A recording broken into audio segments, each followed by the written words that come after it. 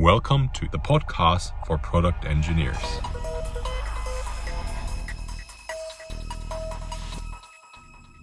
All right. So welcome to another episode of the ePilot Product Engineer podcast. Today we were talking about from deep tech to dream architect and about AI and the future of engineering careers. I'm João and I'm here with my colleague Joe. I'll start by presenting myself. So I've been a principal engineer here at ePilot for around 4 years. I'm working right now with my team Sigma. We are mostly focused on making our users more efficient on the usage of our platform and on their daily activities. I have been working mostly over the past months on the deletion concept and everything related with the data compliance, trying to understand what's the best solution there, and also with messaging on our platform. What about you, Joe? My name is Joe. I'm a product engineer here at ePilot as well. I've been here for about 2.5 months, so kind of fresh to the company, but I work on the Sigma team as well. And as Joao said, we work on various different things, but entities being our kind of core data structure object. I've been doing a lot of work on making it smoother to work with those and different views and things like that. So trying to make the processing, viewing, and working with our main data structures a bit smoother. And very successfully. So just to frame, we'll explore typically today how AI has been entering our life as engineers and how it will shape the evolution of our careers. So one question that I would start by making you is how are you using AI today? 100% vibe coding, man. I light some incense, I put on some Bob Marley, put on my white linen clothes, but raw organic white linen. And then I just surf the ones and zeros. Oh, that looks awesome. No. It's, this is kind of a evolving, it's a question we're all kind of asking ourselves, and it's an evolving answer because my usage of it is evolving, I think, like a lot of us. It's kind of multifaceted. I use all the tools. I love the tools, but they're developing so quickly that it kind of goes through, an evolution almost on a weekly basis. I know we talked about, we just started using Claude Code. So I use very different tools. I mean, my main editor is Cursor. And then I just started using Claude Code. And then I also just use kind of a ChatGPT or Claude Chat at the same time. Yeah. And it's sort of various different levels. I mean, there's some days where I'm not using it much.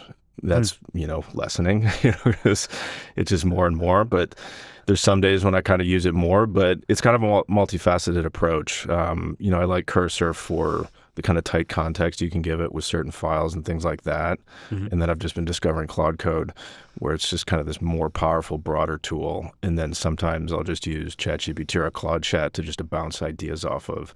And I kind of switch between those throughout the day. So it's, just within the past year, 2 years or something like that. I mean, these tools went from basically being a spell checker, which was cool. And you're like, oh, wow, I can make typos now and it'll write a simple function to 100%, I use that a lot. To now where I don't even know what they can do. They're so much more powerful now. So it's, every day I'm kind of exploring what I can get from it. Yeah. What's your go-to AI tool right now? The one you use 90% of the time? I'd be Cursor, but, it's only been a couple weeks of working with Claude Code. So I've been exploring that more and I'm trying to kind of get more out of that. But yeah, it'd be Cursor. That's kind of what I've been using the majority of the time for the longest time at this point. And do you feel do you really feel that, because there is that dogma now, which is AI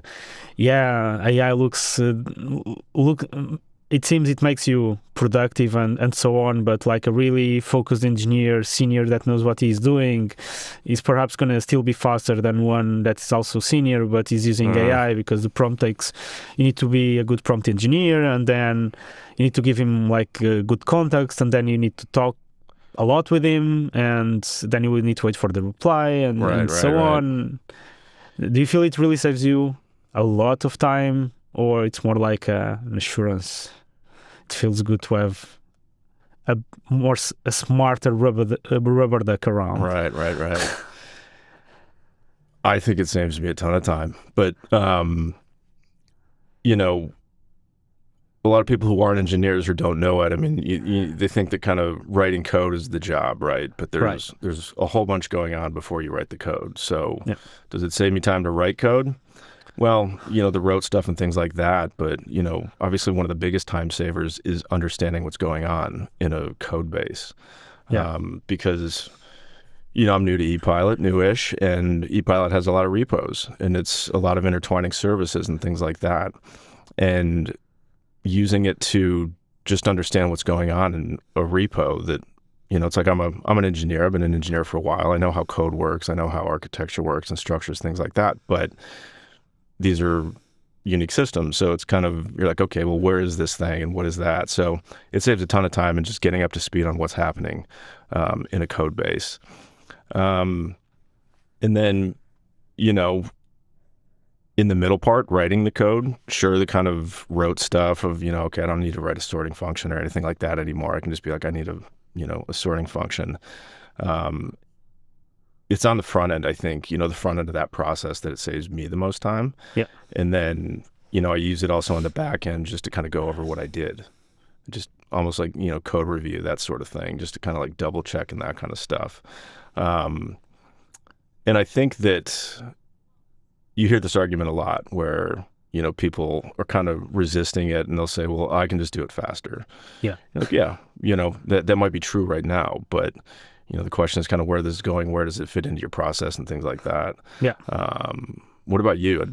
Yeah, I started initially by just using ChatGPT. I remember that there was a time in which I was still mostly ChatGPT and using VS Code. Still I used mostly the so-called the IntelliSense, or the smart autocomplete and so on.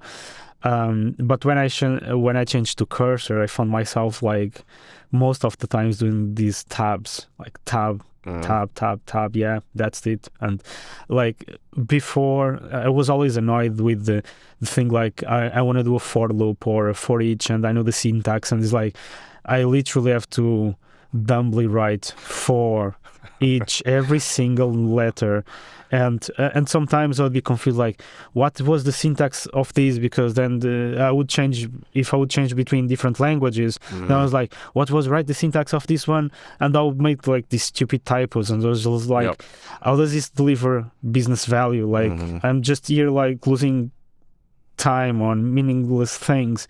And when AI-powered editors come out, I was finally, just tab through this. And there were many times in which I would let's say I want to write some tests, but tests that were basic tests, tests to assert that given logic was actually properly captured on something that runs automatically on the CI pipeline. And I would have to literally go through the process of create test file, write the scribe, find out a name for the scribe that is nice, find out a name for the test, function, bracket. And it's all of this time I'll be now I run out of time and I can't actually finish my test, because why can't I just ask, give me a test to test this stuff, and AI can do this beautifully, given the feature that I just implemented, that I've verified. And sometimes you have the thing that engineers they don't write tests or something like that. We always test, right? We always test, even if manually. Yeah. But automating is the most important part, just so the next guy that comes has a guarantee in the code that asserts a given behavior. And so being able to do that in a more expedite manner, if you know what you want, these days you can ask AI and it's going to write tests, and sometimes it's even going to find creative ways to mock stuff and to test that stuff. Sometimes I even learn with AI because it's analyzing all the data from multiple developers coding, and sometimes it's a good way to share knowledge as well, because in tech things are always changing and evolving, and new frameworks come out and it gets adopted by teams and so on. So it's very good to bootstrap you on adopting a new tech, because you can just talk with him and help you get started. I got a question. So, my process, is dealt with kind of the increasing trust of what it can do. And, you're kind of talking about, for loops, that just takes, that kind of stuff and things like that. You're like, of course, I can look at it real quick. But I think it's kind of crucial to how much more I use it is how much more I trust what it's doing. Yeah. And this isn't, just, we have the whole kind of like 100% vibe code thing where like I'm not even looking at the code and that stuff. We're not over there, but, how much do you trust these tools, and how has that kind of progressed in your usage of them? Yeah, I mean, that's kind of interesting. I mean, these days, I would say I trust these tools a lot, in the sense that, I mean, if I have to use ChatGPT, like to go through my thought process, or to understand how I should approach a given problem, or even to improve my communication with my team on a given topic, obviously I use these tools. I use ChatGPT a lot, because one thing that I found out myself doing multiple times was I would literally write a Slack message about a given problem to try to frame something. And we all try to be as clear as possible, as concise as possible. And I found out myself checking out how it would look like to pass this through ChatGPT and see what he had to say about it. And he would rewrite my content in a way in which it was super clear, more clear than what I wrote. And I think that's connected with the way we think, right? So as I'm writing a message, I'm thinking as I'm writing. So I'm not writing the message after reflecting super deeply on it. Like I have some raw ideas and I'm kind of shaping that into the message. But I also have time constraints. Maybe I had like in my head a given time that I think I should allocate to that. But I don't know exactly statistically how much accurate is that message, like how well shaped it is and so on. But the AI, on the other hand, it has all the context, all the data, doesn't have any time constraints, in the sense that it can take its time to analyze the data and so on, and it can produce sometimes a much better output, and it's even gives it a slight outside perspective to it. And I feel that has improved my communication a lot, sometimes when trying to phrase and convey the message to the other side. And that was something that before, we didn't have that tool, so we had to kind of sometimes go in loops trying to understand each other. So it even improves in terms of the communication, to refine it a little bit. Yeah. Now that we have talked about the tools you use, and all of the things, seems that we are kind of ramping up the heat on the adoption of AI and the tools. I can say the same for myself. But how do you see the engineering careers evolve with AI? It's very, this is kind of the big question right now. And, as this technology has rapidly evolved over the past couple of years, the people screaming, it's like, it's going to eliminate developers. Yeah. There's no need for developers anymore. That's the typical question. And, I think it kind of comes down to the definition of what engineer, developer, coder, whatever we kind of call ourselves and whatever you kind of put yourself in. I think, as, certain sections, are going to kind of disappear in terms of, specialization and things like that. But moving forward, I think it's going to be, you're going to have to know how to use these tools. I mean, I don't think this is going away at all. And it's, it becomes a question of how do you kind of leverage these tools? So it's no longer hype, right? No. I mean, this is a wave that I don't think we can ignore, nobody can ignore anymore. Yeah. And I know, and we're in this transition period, and it's a fast transition period. But I think everybody's going to have to be able to, number one, use these tools and know how to communicate with them. Yeah. And that's, kind of a fundamental thing that I don't think is just in engineering and things like that. it's interacting with something that we haven't really seen before. And I kind of think of it along the lines of, some people use these tools, I mean, even not in engineering and these kinds of things, and they're like, oh, it's crap. It doesn't kind of give me what you want. And you're like, well, you didn't ask it the right questions. We have these kind of these extremely powerful things, but you didn't communicate what you wanted out of it. And so I think this kind of communication thing, which is a necessary skill in kind of any realm, is going to be important in expressing your ideas, formulating your ideas, and things like that. Because AI, is all knowledgeable. I mean, it just has so much knowledge. But usually when we're interacting with humans, we expect, knowledge usually comes with a certain amount of wisdom, because humans need experience to gain knowledge and those kinds of things. But now we have this thing that has tons of knowledge, but not a lot of wisdom. Yeah. So you need to somehow learn how to communicate with that. And if you're not getting what you want out of the tools, then you're not communicating effectively with the tool in these kinds of things. And I think, the skills required are going to be that. It's going to be, how do you drive these tools? How do you utilize them? And, I think maybe this, kind of the world of, you're an expert in Kubernetes or Postgres syntax or something like that is kind of gone. Do you think the hiring practices of companies will shift to prioritize mindset over mastery? Because that's kind of a common thing that affects us all, especially most senior engineers got faced with these multiple times in which they go to this interview and they are exposed to know how to, I'm exaggerating a bit, but they're expected to know how to implement a red, black, tree for reverse backtracking something, and super advanced algorithms, or going to knowing the pointers method and and the mindset didn't used to be much valuable sometimes, in the sense that you can have a good mindset, but if you don't have the code mastery of all of these data structures and so on, then you'd not be hired to these companies. But now with AI, this kind of flatten things out, because... Yeah, the kind of knowledge specialty stock has gone down, because it's... Knowledge itself, it's no longer the key, right? Yeah. Yeah, that's a really, I mean, it's kind of, when Google came out, it used to be access to information was the kind of power, and then everybody had access to it. So filtering it became the, what you had to do kind of after that. That's kind of a, really interesting question. I mean, what are your thoughts on it, this kind of specialization thing, and how...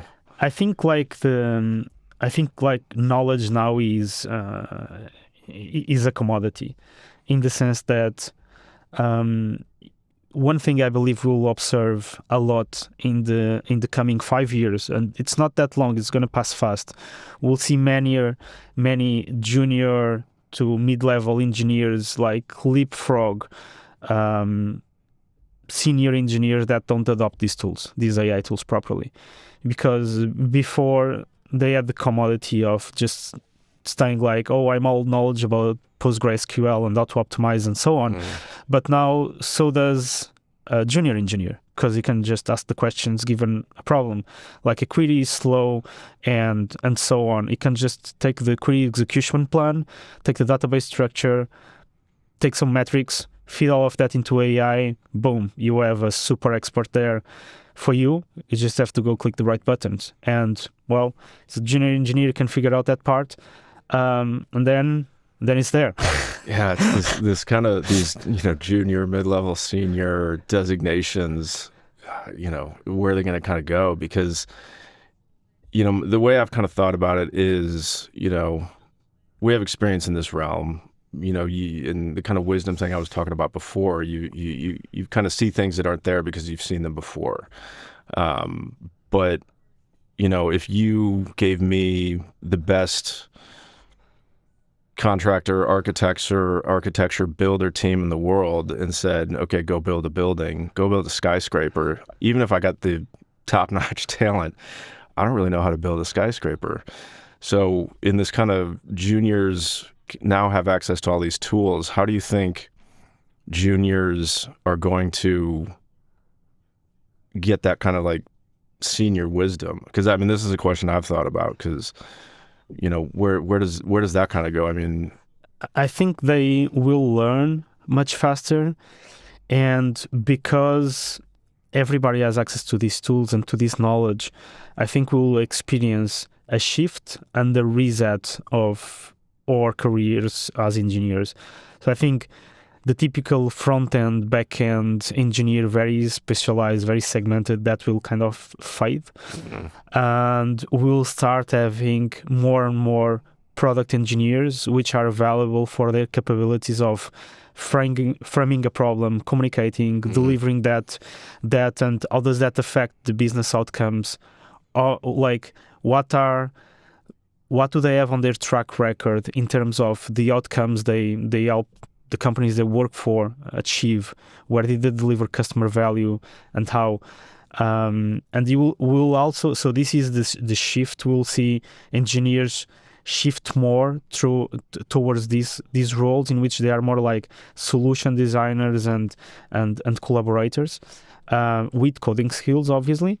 And we'll also see kind of a reset, I believe, in the sense that it no longer matters that you are an engineer with 15 or 20 years of experience, when that experience means you're, I don't know, you were like implementing queues, or you were implementing this distributed architecture with some random technology and so on, but you were doing that in a time before AI. But all of the knowledge you had to do that, now you can ask AI, and you can get that information. So what's going to become more relevant is like, how have you in the past 2, 3 to 5 years, how have you built products that actually succeeded or help your company deliver value with the usage of AI? Like, how did you get there faster, right? Because I think that's what companies will start hiring for, because we need to assume everybody, all competitors of even our company, they are tripling down. Their developers, marketing teams, and everybody is tripling down on AI, right? So if they are using, so do we need to be using it. And so we'll want to hire the best engineers that know how to use those tools and actually capitalize on them to move faster, versus the engineers that they still work in the traditional form. Like, they even are proud to not use AI at all. They like to write the for each loop themselves, because it gives them pride. It's like, dude, really? Are you really writing the 2 more months? 2 more months of saying that, and you can't say that anymore. Exactly. So we've been kind of talking about individual, us as engineers, developers, and what it means. I kind of find it an interesting fact, because right now, if we're all working on code that started before AI, these code bases that have started before AI, and, it's this kind of transition period, even with the code, of like, how do these tools fit in there? And, you're kind of mentioning, what does it look like for a junior, and how does that build up? What does it look like for a company, I guess, starting from scratch, just starting new, like a new code base, AI focused engineers, how does that look to you? What changes, So one thing that I can already share, that we just had, like, we are now doing our pilot summit, and we have talked within the Sigma team even about this, in which it's starting to be more and more important for the patterns that we have in our code base to be unified. Not because, so it used to be because we want to follow this given structure because somebody thought it was the best according to some principle, and then they would have linting rules and all of that. But now is more about, like, we use these AI agents on our code, and if everybody writes code differently in their own way, the agents don't know who to follow, which structure to follow. And so they will, AI agents, obviously, they hallucinate, which is just their way of expressing that they don't really understand what they are supposed to output, so they output something. Right. So it's starting to become very, very relevant to have documentation next to your code base that is up to date and clear, because AI can read it, and the most accurate that information is, the better AI can make decisions. And if the code structures are all following similar patterns, the better it gets to use AI on those code bases. And so that's an extra incentive to actually, do cleaner code and follow better practices, not just for the pride of doing it as good developers, but because there are agents that they will use that information, and we want to get the speed that comes from it. Yeah. I mean, just starting to use Claude Code, and this Claude.md file. It says, okay, we suggest you create a Claude MD file. I'm like, that's a great idea. I think that's going to just be more. That's kind of going to be the standard. I mean, comes in, and I'm thinking, so I just started not that long ago, and I kind of go look for a bug or something like that, and I'm like, where is this? And you've been there longer, so you kind of know, you have that sort of knowledge, the wisdom of sort of like how these things connect. So my thought is, I mean, a fresh repo or something like that, because at ePilot we have this, you build it, you run it. Yeah. I think in the future it'll kind of be you build it, you run it, and you train that repo's AI agent. Exactly. And then that becomes the kind of controller of that, sort of repository, that service and things like that, and sort of everything has to go through that. Yeah. And then eventually you could have, each repo's agent talking to the other one. So, we get in a production alert, and then we go in and we're looking at it, but we get a production alert, and then it's all of a sudden that agent talks to that one, and then it's like you said, this kind of different styles and different people in the repo and that kind of stuff. And that's interesting, because you are talking about something happened on one of our APIs the other day, and somebody was asking like, oh, this is new, why is this error happening?